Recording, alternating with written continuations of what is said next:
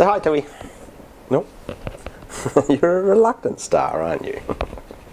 So we nearly lost Tui this month. Yes, I have just purchased a new house, and one of the great features of the new house is that it's got it's on the edge of a lake and a river with lots of dog walking area. Sorry, big dog walking area around it. And one of the great things about a lake is that Tui loves to swim. Well, sometimes she's a reluctant swimmer, but sometimes she just gets out and swims around. And French bulldogs are not strong swimmers, but she's pretty good. She's a pretty good swimmer.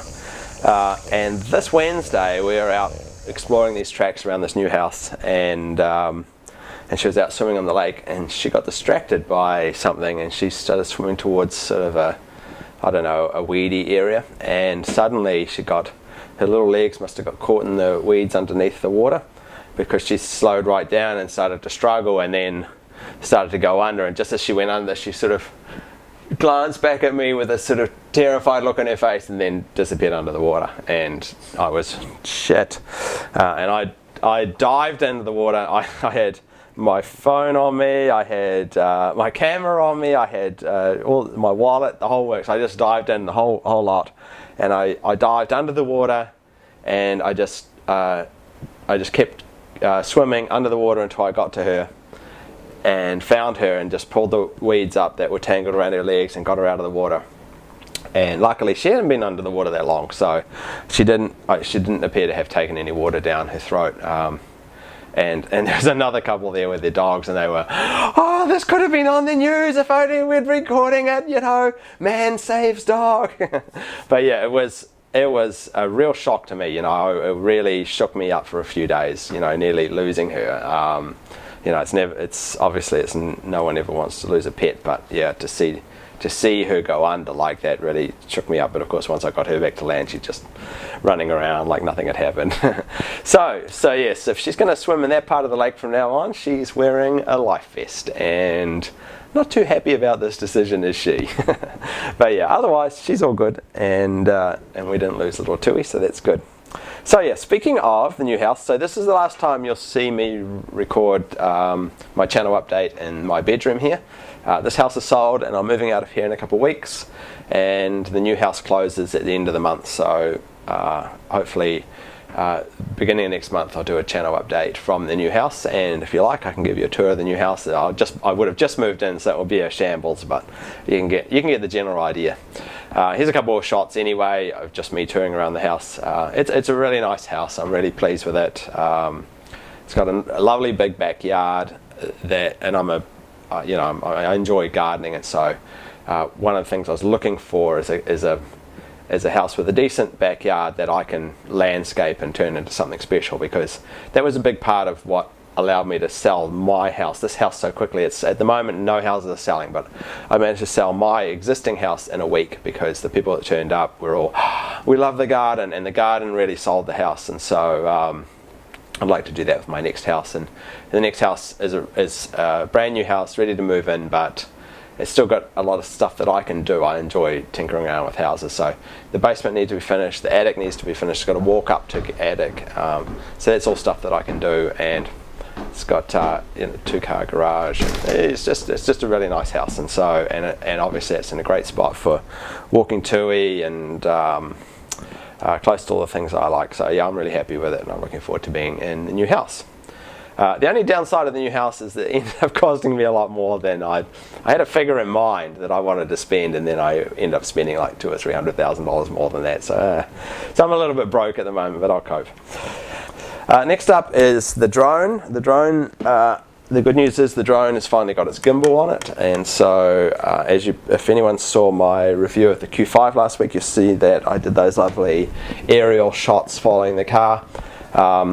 That's just one of the things I'd like to do with the drone going forward. The drone can be used for all sorts of stuff, and this coming weekend I'm hoping to review an old classic Jag, and an old Jag, a car which is more about the looks than what it's like to drive. It's the perfect opportunity to use some of my more specialist video equipment to really capture the perfection of this car, and so hopefully I'll get some similar drone shots and maybe some other drone shots of that Jag, and we can start using the drone more and more. My channel's all about slowly with small increments improving my videos as I go along, and so I always try and do something new, drop things that aren't really working, and I've always been hopeful to get good drone shots. So finally I've got a drone that is more or less working that way. I would still like to get the Phantom 3 at some point. I really love the Phantom drones. I've got the Phantom 2, so I'd get that as well. But yeah, for now the 3DR drone is working just the way I wanted. The gimbal's fixed all the shakiness, and it's I've managed to get the preset flight mode and the circle around mode working pretty well. So hopefully we'll see that in upcoming videos. Speaking of upcoming videos, what have I got in the pipe? I've got lots and lots of cars in the pipe, and because I'm buying and selling houses and have a full-time job and all the rest of the stuff, I don't always have time to do everything that I want, but I am excited about a couple of things coming up. Finally, I'm going to be doing a Tesla review. A personal friend of mine has bought a Tesla. I've been harassing Tesla to give me a car, and we were arranging that, but then my friend decided to buy one, so I'll just use yours. And she said, yeah, of course, yeah, I don't even want to pick it up. You go get it for me and take it for as long as you want and review it. So I've no idea what model she's ordered. All she could tell me was it was a red one. Some people. Anyway, so a red Tesla review coming your way in September.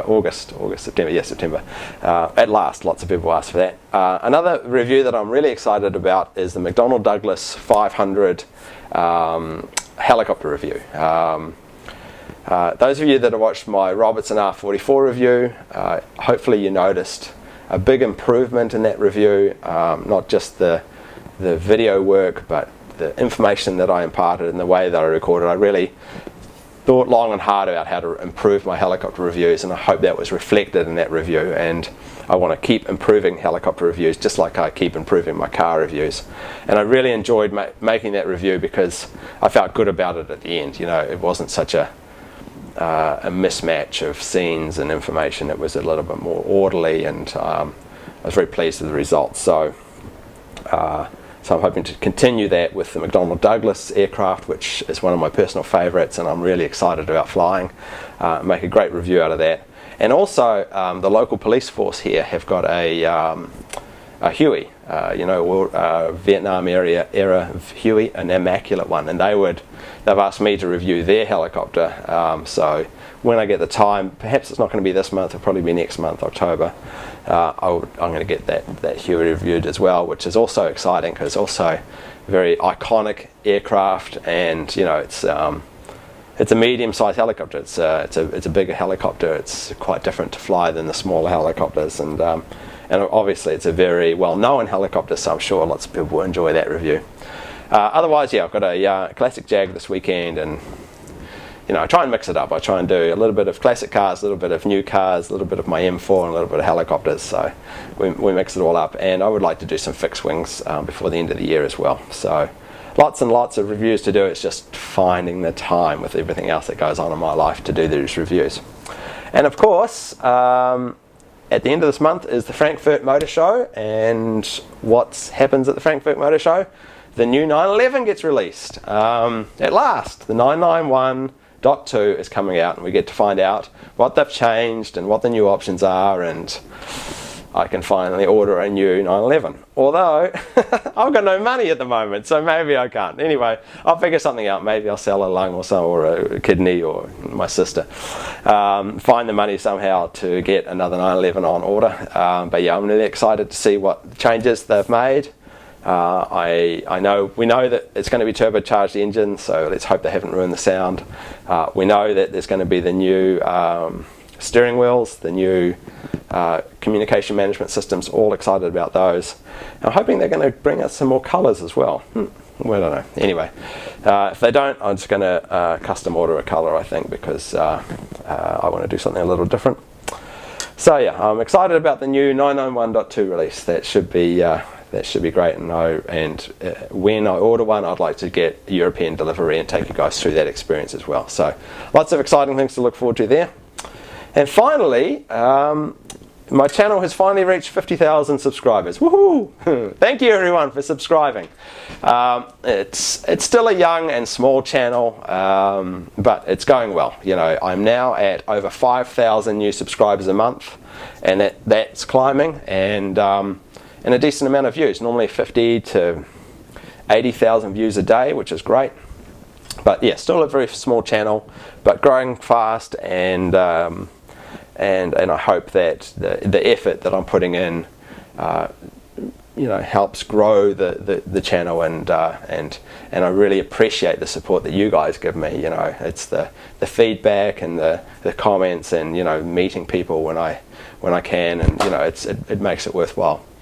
And a couple of people asked me recently, you know, now that the channel's starting to get underway, Nick, what are your long-term plans with the channel? And I have always had a sort of an ulterior motive for this channel, and I've never really talked about it, but now, and I really wanted to wait until it was about 100,000, but I wanted to start at least talking about it now. And that I do have a plan for this channel, and that is that I want to use my channel for some good. I personally donate a portion of my salary to a couple of wildlife charities that I love and support, and I even donate some of the money that I make off the YouTube channel to those charities as well.